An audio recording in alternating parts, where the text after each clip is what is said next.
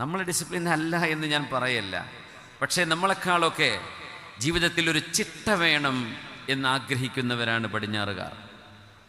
അവരിലെ നന്മകൾ നമ്മൾ സ്വീകരിക്കണം എന്നാണ്.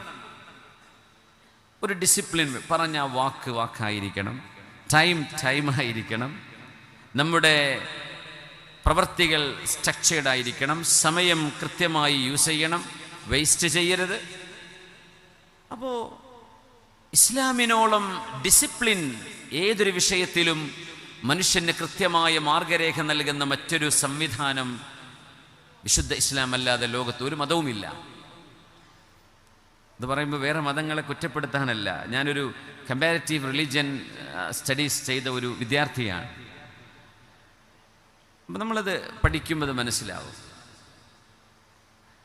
അതുകൊണ്ടാണ് പടിഞ്ഞാറുകാർ ഇസ്ലാമിനെ ഇത്രത്തോളം നെഞ്ചിലേക്ക് ചേർത്ത് വെക്കുന്നത്. ഇതൊരു ചിട്ടയുള്ള മതമാണ്.